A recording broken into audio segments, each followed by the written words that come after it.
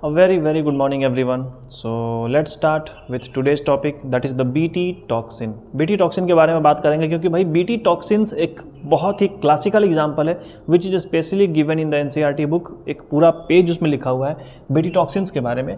And this BT toxins is taken from the chapter biotechnology and its application. So let's start without delay. तो बात करते हैं भाई BT toxins के बारे में. तो तुम इतना तो ज़रूर समझते होगे कि टॉक्सिन्स मतलब क्या चीज़ होता है जो किसी के लिए भी घातक हो सके. ठीक है, मतलब कि थ्रेटेंड जो किसी के लिए भी थ्रेटनिंग का कारण बन सके उसको हम लोग टॉक्सिन्स बोलते हैं. तो टॉक्सिन्स के ऊपर तुमको BT लिखता हुआ दिखाई दे रहा है. So what is this BT stands for? It stands for a very special bacteria that is bacillus thuringiensis. और ये अभी का जो टॉपिक है ये खास करके काफ़ी ज़रूरी है for the board examinations point of view, NEET point of view as well as, क्योंकि भाई नीट में यहाँ से ज़रूर सवाल पूछता है और अभी जो कॉन्सेप्ट बताने जा रहे हैं वो काफ़ी ज़रूरी है. तो बैसिलस thuringiensis क्या है? कोई एक बैक्टीरिया है. इसके पास इसका जो जेनेटिक मटेरियल है, इसके जेनेटिक मटेरियल में एक स्ट्रेन मिलता है. स्ट्रेन मतलब कि जीन का एक छोटा सा टुकड़ा. यहाँ पर मान लो कोई जीन है, ये इसका जीन का टुकड़ा है और जीन में कोई छोटा सा स्ट्रेन है. यहाँ पर इसके जीन में यहाँ पर कोई एक छोटा सा पार्ट है, इसको स्ट्रेन बोलते हैं. तो ये स्ट्रेन क्या कर रहा है कि ये यहाँ से कुछ टॉक्सिसिटी क्रिएट करता है. ये क्या करता है? प्रोटॉक्सिन्स. प्रो मतलब कि इनएक्टिव. ये टॉक्सिन्स क्या है कि इनएक्टिव होता है. ये टॉक्सिन्स फिलहाल इनएक्टिव होता है. और ये क्या होता है, जब ये इनएक्टिव है तो इस बैक्टीरिया के लिए कोई भी नुकसानदायक नहीं है. ये बैक्टीरिया को कोई प्रॉब्लम नहीं क्रिएट करेगा क्योंकि प्रो का मतलब ही होता है इनएक्टिव. तो ये टॉक्सिन्स अभी क्या है? इनएक्टिव है. तो ये रहता किस फॉर्म में है? Present inside the bacterial body in the form of crystals.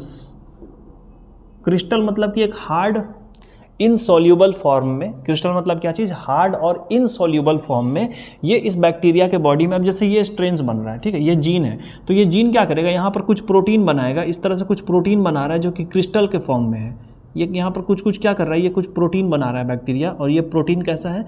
ये भी क्रिस्टल के फॉर्म में है. और क्रिस्टल के फॉर्म में है तो ये प्रोटीन कब घातक होगा? जब इसके क्रिस्टल को तोड़ दिया जाए. जब इसका क्रिस्टल जब लिक्विड के स्टेट में आ जाएगा तब ये घातक हो सकता है. यानी कि प्रोटॉक्सिन्स को अगर आपको प्रोटॉक्सिन्स जो कि क्या है? ये इनएक्टिव है. अगर आप चाहते हैं कि ये आगे चल करके टॉक्सिन्स में कन्वर्ट हो जाए, मतलब किसी को मार सके, तो फिर अभी क्या हो जाएगा? ये एक्टिव हो गया. अब ये एक्टिव हो गया तो एक्टिव होने के लिए क्या होगा? इसका जो क्रिस्टल वाला स्ट्रक्चर है, क्रिस्टल मतलब कि सॉलिड स्ट्रक्चर है, इस सॉलिड स्ट्रक्चर को क्या होना पड़ेगा? सॉल्यूबल होना पड़ेगा, डिज़ोल्व होना पड़ेगा. सॉल्यूबल. अगर ये डिज़ोल्व हो जाए बॉडी में, अगर ये बॉडी में डिज़ोल्व हो जाए तो फिर क्या होगा? ये टॉक्सिन्स में कन्वर्ट हो जाएगा. सपोज दैट कि ये वो प्रोटीन है. सपोज दैट, मानने में कोई दिक्कत नहीं है, हम लोग इसको ऐसे एज्यूम कर सकते हैं कि सपोज दैट ये प्रोटॉक्सिन है. अब ये सॉलिड है, क्रिस्टल के फॉर्म में है. तो अगर किसी तरह से मान लो मेरे बॉडी में डाल दिया जाए, तुमने इसको हमको खिला दिया कि ये लो तोड़ के तुम इसको खा लो. अगर हम इसको खा रहे हैं और खाने के बाद अगर मेरे बॉडी में अगर ये जाके डिज़ोल्व हो जाएगा तो फिर ये जो प्रोटॉक्सिन्स था, मतलब जो इनएक्टिव था, मेरे बॉडी में जाके वो एक्टिव हो जाएगा और मेरे बॉडी में टॉक्सिन्स का फॉर्मेशन होने लगेगा और उसके वजह से मेरी डेथ हो जाएगी. तो ठीक यही चीज़ हम लोग क्या करते हैं कि इस बैक्टीरिया के बॉडी से हम लोग एक जीन को बाहर निकालते हैं और इस जीन को हम एक प्लांट में डाल देते हैं. क्या करते हैं? इस जीन को एक प्लांट में डाल दिया जाता है. सपोज दैट ये कोई प्लांट, कोई क्रॉप है. सपोज दैट ये कोई क्रॉप है. अब इसके बॉडी में हर जगह तो सेल है ना. ये लो मान लो इसका पत्ती है, ये सपोज दैट ये इसकी पत्ती है. इसके पत्ती में क्या होगा? सेल पड़ा होगा बहुत सारा. इसका सेल को बाहर निकाल के चेक करते हैं. सेल है, इसके सेल में जो DNA था, हमने क्या किया कि इस बैक्टीरिया के बॉडी से हमने इस जीन को बाहर निकाल लिया. और इस जीन का नाम क्या है? This gene is called cry gene. याद रखना, for NEET point of view as well as board examination point of view. ये जो जीन आगे चल के टॉक्सिसिटी क्रिएट कर रहा है, यानी कि जो बीटी टॉक्सिन जो जीन बनाता है, उस जीन का नाम क्या है? क्राइजीन। यहाँ पर लिख भी देते हैं क्राइजीन क्या है कि this gene forms BT toxins. ये जीन क्राइजीन क्या करेगा? बीटी टॉक्सिन्स बनाएगा। आगे चल के हम क्राइजीन का और भी अलग अलग टाइप्स देखेंगे, फिलहाल अभी इसके बारे में बात करते हैं। तो इसने क्या किया कि यहाँ पर कुछ क्राइजीन को लाके लगा दिया गया। ये लो यहाँ पर क्राइजीन लगा हुआ है। तो अब ये कैसा हो गया? जेनेटिकली मॉडिफाइड प्लांट, यानी कि अब हम इसे जेनेटिकली मॉडिफाइड प्लांट बोल सकते हैं। ये लो, बायोटेक्नोलॉजी का यूज़ करके हमने क्या किया कि क्राइजीन को हमने यहाँ पर लगा दिया। अब ये सेल कैसा हो गया? जेनेटिकली मॉडिफाइड सेल हो गया। मतलब इस पूरे प्लांट का सेल, ये पूरा प्लांट कैसा हो गया? जेनेटिकली मॉडिफाइड प्लांट हो गया। अब अगर कोई इंसेक्ट अगर आ जाए, मान लो कि कोई अगर इंसेक्ट आ गया, ऐसे ही डायग्राम बनाते हैं इंसेक्ट का, उतना अच्छा डायग्राम नहीं आता है, फिर भी स्टिल आई एम ट्राइंग। ये कोई इंसेक्ट है, बीटल से भौरा है, ठीक है। ये लो, ये बीटल से भौरा है, इसके बॉडी में ऊपर और भी छोटे छोटे इस तरह से। अब ये जैसे इसको खाएगा, जैसे ये इसको खाएगा, ईट करेगा, खाएगा, तो खाने के बाद में ये फ़िलहाल किस फॉर्म में है? प्रोटॉक्सिन्स के फॉर्म में। ये प्रोटॉक्सिन्स के फॉर्म में है अभी। मतलब इस सेल के अंदर क्या बना हुआ है? कुछ कुछ ऐसा क्रिस्टल्स बन गया है। सेल के अंदर क्या हुआ है? कुछ कुछ ऐसा क्रिस्टल्स बना हुआ है, क्रिस्टल्स बना हुआ है। और ये क्रिस्टल्स कैसा है? प्रोटॉक्सिन है। मतलब क्या है? अभी इनएक्टिव है ये, अभी एक्टिव नहीं है। तो जैसे ये इंसेक्ट इसको खा लेगा, सपोज दैट ये कोई इंसेक्ट है, थोड़ा बड़ा बनाते हैं यहाँ पे, हम जो चीज़ दिखाना चाहते हैं वो बड़े डायग्राम में ही हो पाएगा। ये इंसेक्ट है, सपोज दैट ये इसका छोटा छोटा विंग्स वगैरह है, ठीक है। ये इंसेक्ट है, इसका ये छोटा छोटा विंग्स वगैरह इस तरह से बॉडी में इसका ये पूरा। इसने क्या किया कि इसके बॉडी में यहाँ पे इसका गट है। तुम गट समझते हो भाई इसका मतलब कि, और यहाँ पे इसका एनस है। तो ये इसके बॉडी का गट है। गट मतलब कि डाइजेस्टिव ट्रैक्ट, डाइजेस्टिव ट्रैक्ट मतलब कि एलिमेंट्री कैनाल, एलिमेंट्री कैनाल। तो जैसे इसने क्या किया, इस इंसेक्ट ने इसके प्लांट को खाना शुरू किया, पत्ती को खाना शुरू किया। अब इस पत्ती में जो सेल है, उस सेल में क्या है? ये वाला जीन है, और इस जीन के वजह से इसमें क्रिस्टल्स बने हुए हैं। किसके क्रिस्टल बने हुए हैं? प्रोटॉक्सिन्स के क्रिस्टल बने हुए हैं, ठीक है। इसमें प्रोटॉक्सिन्स के क्रिस्टल बने हुए हैं। अब ये सेल क्या हुआ? इसके बॉडी में चला गया, और इसके बॉडी में जाने के बाद ये सेल क्या करेगा कि इसके डाइजेस्टिव ट्रैक्ट में छेद बना देगा, इसको तोड़ देगा, लाइसिस कर देगा। अब इसका डाइजेस्टिव ट्रैक्ट क्या हुआ? टूट गया। टूटने के बाद इसका डेथ हो जाएगा। तो तुम बोलोगे कि आखिर ऐसा हुआ क्या कि इसका डाइजेस्टिव ट्रैक्ट यहाँ पर क्या हुआ? डिस्ट्रॉय हो गया।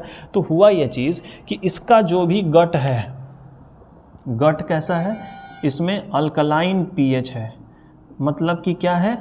ये बेसिक मीडियम का है। मतलब इसमें पीएच कितना है? पीएच अबव 7 के ऊपर का जो पीएच है वो अल्कलाइन होता है, मतलब उसमें एसिडिक नहीं होता है ये। तो इसका पीएच कैसा है? लेस एसिडिक था, मतलब अल्कलाइन पीएच था। और अल्कलाइन पीएच ही वो ऐसा पीएच है जिसमें ये जो प्रोटॉक्सिन्स है, ये प्रोटॉक्सिन्स क्या होता है? डिसॉल्व हो जाता है। अल्कलाइन पीएच क्या होता है? हम लोग यहाँ पर लिख सकते हैं, in alkaline pH protoxins starts dissolve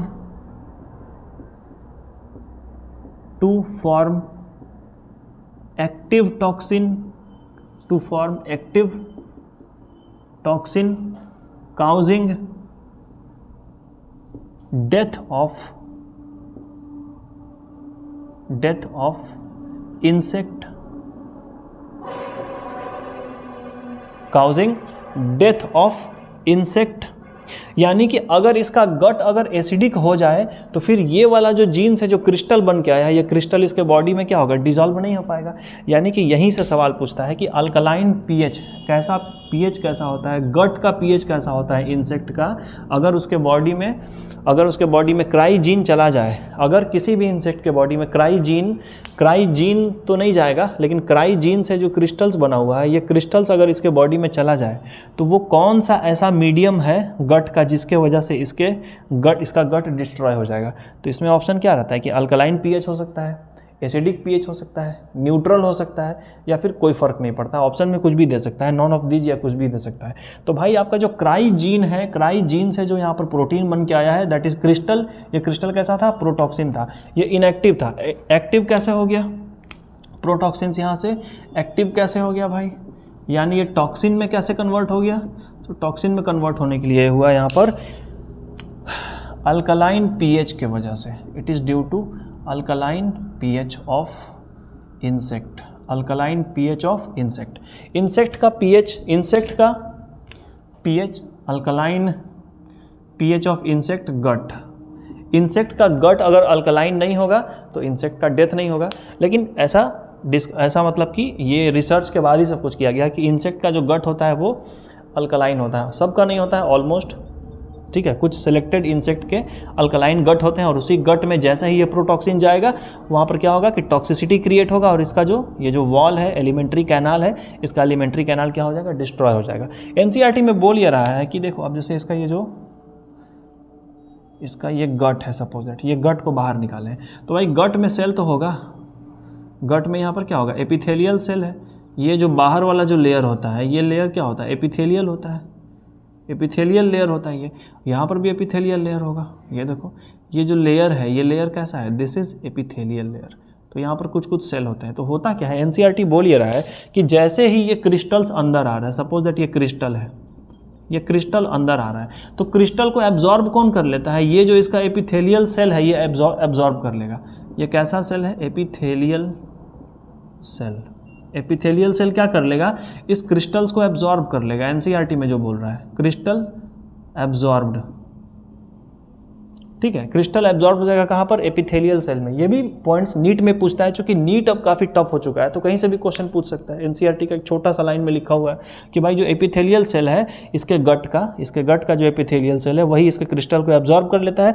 नतीजा इसके एपिथेलियल सेल में इसका एपिथेलियल सेल क्या होगा, धीरे धीरे स्वेल कर जाएगा। ये लो स्वेल कर चुका है, और स्वेल करने के बाद में क्या हो जाएगा, जैसे ही स्वेलिंग हो जाएगा इसका सेल, तो सेल जब स्वेल करेगा तो बर्स्ट करेगा, फट जाएगा, मतलब सेल का यहाँ पर क्या हो जाएगा, लाइसिस हो जाएगा। सेल फटेगा और सेल के फटने की वजह से अब देखो यहाँ का सेल फट चुका है तो यहाँ पे क्या हुआ, पोर बन चुका है।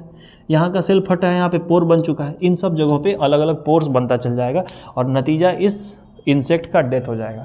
तो जो भी इंसेक्ट इस तरह के प्लांट को खा लेगा जो कि जेनेटिकली मॉडिफाइड है, उसमें अगर आपने क्राइजीन लगा दिया है तो इंसेक्ट का डेथ इस तरह से हो जाएगा, मतलब इंसेक्ट का गट जो है वो अल्कलाइन पीएच का है। अब इसके बारे में हम लोगों को और भी कुछ बात करना है। जैसे कि हम लोग बोल रहे हैं कि बायोपेस्टिसाइड ये बोला जा रहा है कि ऐसा कौन कौन सा प्लांट है जिसको आपने बायोपेस्टिसाइड बनाया है। तो इसका अगर स्क्रीनशॉट लेना चाहते हो तो ले लो, ठीक है। बायोपेस्टिसाइड, क्योंकि बायोपेस्टिसाइड का एग्जाम्पल एनसीईआरटी बुक में दिया हुआ है, so we need to learn that examples. उन एग्जाम्पल्स को हम लोगों को लर्न करना है। बायोपेस्टिसाइड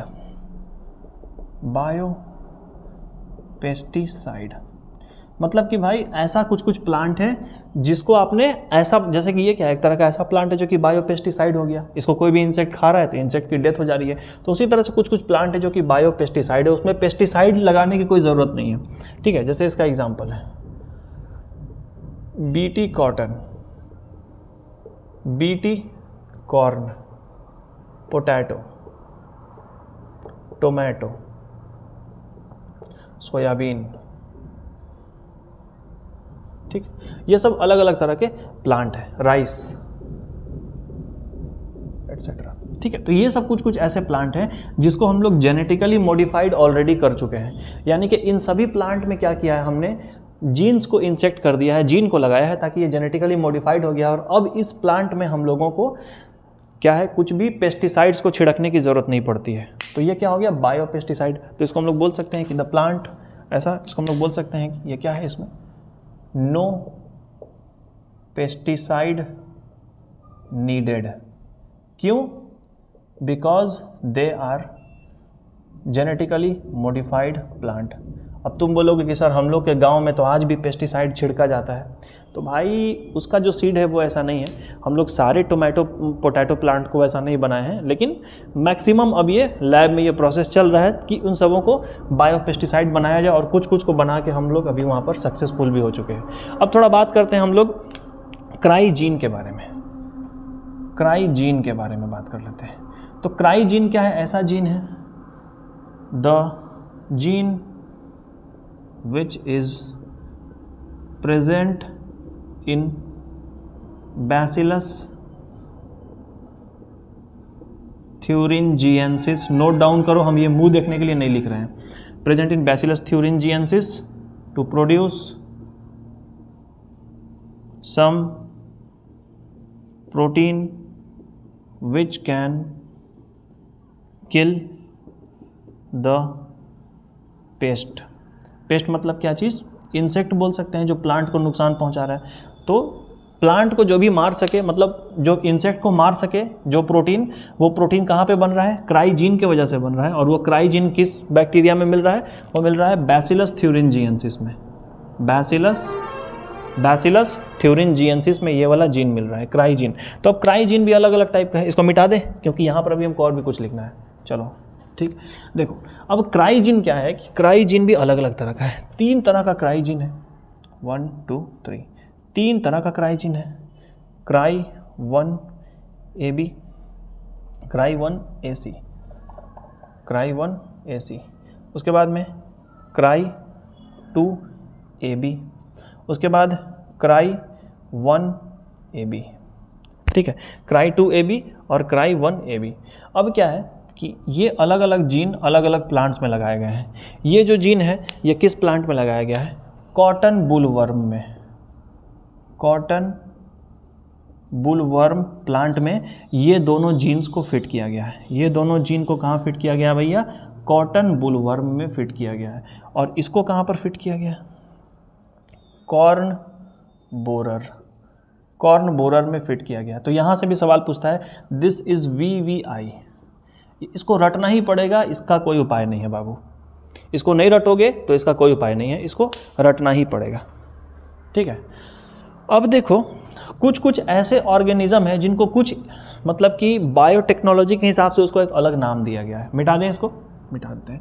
बायोटेक्नोलॉजी के हिसाब से कुछ कुछ ऐसे भी ऑर्गेनिज्म हैं जिनको अलग अलग नाम दिया गया है। वो नाम तुमको रटना पड़ेगा, रटना पड़ेगा। लेपिडोप्टेरन्स, लेपिडोप्टेरन्स। उसके बाद में कोलोप्टेरन्स, कोलोप्टेरन्स। ये हम अपने मन से नहीं लिखवा रहे हैं, everything is given in your NCERT book. ठीक है, उसके बाद में डिप्टेरन्स, डिप्टेरन्स। ये अलग अलग ग्रुप हैं और इसमें कुछ कुछ ऑर्गेनिजम्स को डाला गया है। जैसे कि इसमें टोबैको वर्म,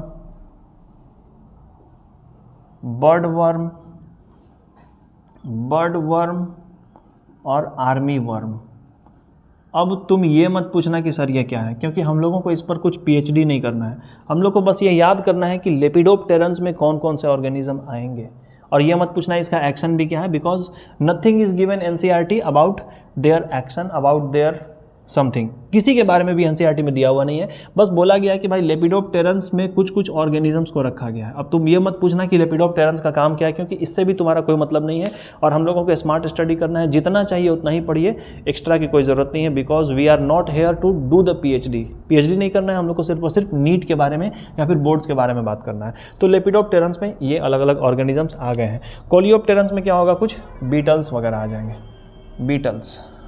ठीक है, कोलियोप्टेरन्स में बीटल्स आ जाएंगे। यहाँ पर कुछ स्पेलिंग मिस्टेक हो गया। कोलियोप्टेरन्स में कुछ बीटल्स वगैरह आ जाएंगे। अब लास्ट बचा है डिप्टेरन्स। तो डिप्टेरन्स में फ्लाइज एंड मॉस्क्यूटोज। तो ये अलग अलग कुछ ऑर्गेनिजम्स के ग्रुप हैं और उनको बायोटेक्नोलॉजी अलग अलग ग्रुप में रख रहा है। LCD LCD रट सकते हो भैया, लेपिडोप्टेरन्स, कोलियोप्टेरन्स एंड डिप्टेरन्स। अब तुम इसको चाहे जैसे रटो, ये तुमको करना है, ये मेरा काम नहीं है, मेरा काम था बताना। And you only need to focused and you must need to learn all the things, क्योंकि अभी का जो ये वीडियो लेक्चर था, अगर इसको नहीं रटोगे तो मुश्किल में फंसोगे, प्रॉब्लम में आ सकते हो। Okay, so this much for the day. मिलते हैं हम लोग अपने अगले वाले वीडियो लेक्चर में। Thank you everyone.